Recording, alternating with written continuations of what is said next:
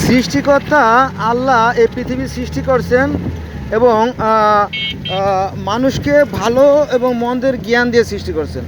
প্রত্যেকটা মানুষের ভালো মন্দের জ্ঞান আছে। দেখেন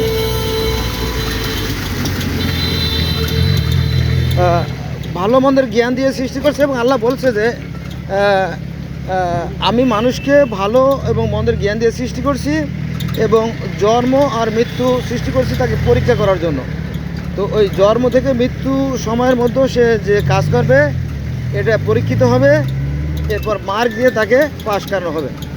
এখন সে কোন পথে যাবে এটা তার একান্ত অভিপ্রায়, অর্থাৎ এটা কিন্তু কোরআনের কথা যে মানুষ ভালো দিকে যাবে না মন্দ পথে যাবে এটা তার একান্ত অভিপ্রায়। এটা মানুষের একটা স্বাধীনতা আছে। যদি এই মানুষের স্বাধীনতা যদি না থাকতো তাহলে তার বিচারের কোনো প্রয়োজন হতো না, আল্লাহ বিচার করতেন না। কারণ কি মানুষ বলতো হে আল্লাহ আপনি তো আমার এতে হত্যা করাইছেন, হ্যাঁ, কিন্তু না, এই কৈফিয়ত চলবে না। কারণ আল্লাহ পাক বারবার কোরআনে সাবধান করে দিয়েছে যে দেখো অতীতে বহু জাতি ধ্বংস হয়ে গেছে, হ্যাঁ, তাদের কর্মের কারণে। এজন্য আমরা যেমন কর্ম করি, যেমন এই যে আমাদের কর্মফলগুলো দেখেন, এই যে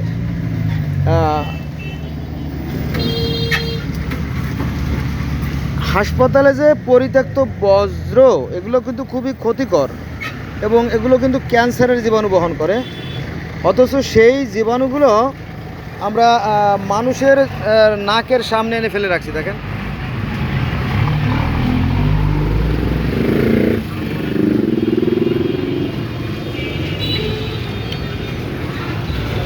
এক ভয়ঙ্কর নারকীয় দৃশ্য, অথচ এটা হওয়ার কথা ছিল না আর কি। এই যে ময়লা দেখেন, এই যে ক্লামের পাশে যে ময়লাগুলো, এখানে ময়লা থাকার কথা না। কারণ এই ডাইন পাশে যে দেওয়াল দেখা যাচ্ছে, এই দেওয়ালের পাশে একটা ড্রেনেজ আছে, চ্যানেল আছে, অর্থাৎ সেই চ্যানেলে পানি জমবে এবং সেই পানিটা ওই পাশে নদী আছে, নদীতে চলে যাবে। এই ধরনের সিস্টেম করে করা। কিন্তু এখানকার যারা এই দেখেন কী করছে, এরা ইবলিশ শয়তান আছে, বড় শয়তান। আমি আসতেছি কথায়। দেখেন যে এই জায়গা এই ময়লা ফেলানোর কারণে সেই ড্রেনেজটা বন্ধ হয়ে গেছে। বন্ধ হয়ে যাওয়ার পরে এই মহামূল্যবান রাস্তা যেখান থেকে লক্ষ লক্ষ মানুষ প্রতিনিয়ত চলাফেরা করে, সেই রাস্তাটা ভেঙে গেছে, অলরেডি ভেঙে গর্ত তৈরি হয়ে গেছে। এই দেখেন এই যে গর্ত, এই দেখেন, হ্যাঁ, example is better than percept. That's mean কেউ দেখতে পারলে তার শুনতে চায় না, এর প্রমাণ। এই দেখেন সরকারি জায়গা দখল করে তারা ময়লা আবর্জনা ফেলে রাখছে। এদেশে যদি আইন থাকতো তাহলে এটা হতো না। এদেশে কোনো আইন নাই। যদি বলেন ভাই আমরা তো মতিঝিলে অনেক আইনের বই দেখি, হ্যাঁ, আইন হয়তো মতিঝিলে বইয়ের পাতায় আছে, কিন্তু বাস্তবে কোনো আইন নাই। এটাই সত্য, এটা 100% সত্য। এই দেখেন রাস্তার অর্ধেকেরও বেশি ময়লায় সয়লাভ। এই যে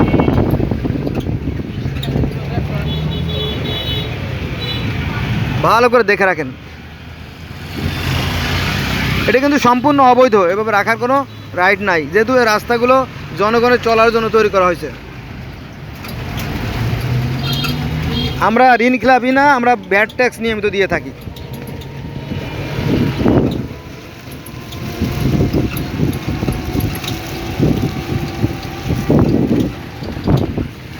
এই রাস্তায় যে ময়লাগুলো ফালানো আছে এইগুলো কিন্তু বাতাসে প্রতিনিয়ত উড়তে থাকে।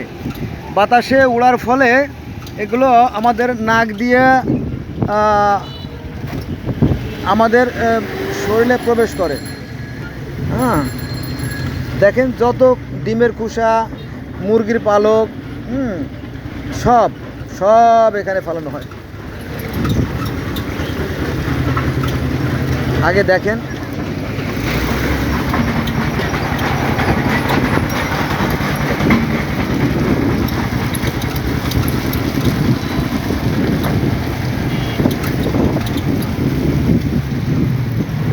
রাস্তা ভেঙে গেছে, গর্ত তৈরি হয়ে গেছে, পানি জমছে, পানি জমে গর্ত তৈরি হয়েছে, আর রাস্তা ভেঙে গেছে, ওখান দিয়ে চলাচল বন্ধ। দেখেন ডান পাশ থেকে কিন্তু গাড়ি চলতে পারতেছে না।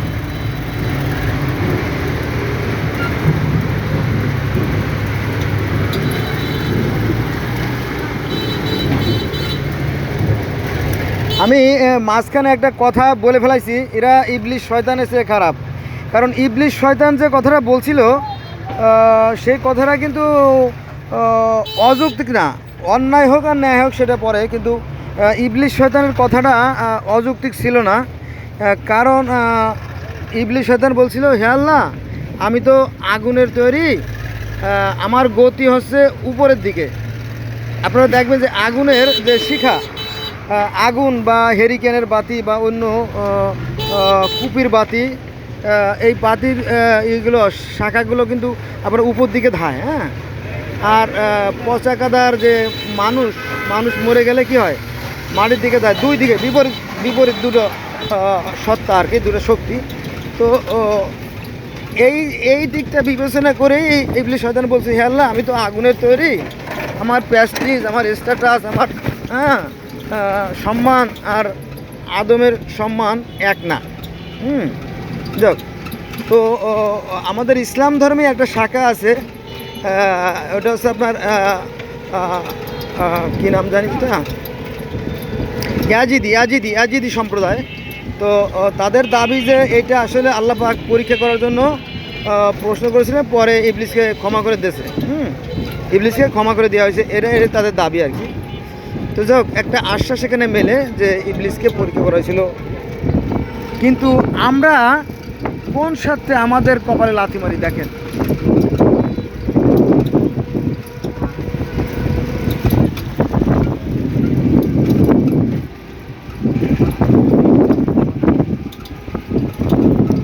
এই ময়লাগুলোর কারণে লক্ষ লক্ষ মানুষ, প্রতিদিন লক্ষ লক্ষ মানুষ ক্ষতিগ্রস্ত হচ্ছে। কারণ এই ময়লাগুলো তাদের নাক দিয়ে তাদের শরীরে প্রবেশ করছে। আবার প্রত্যেকটা মানুষ অসহায়।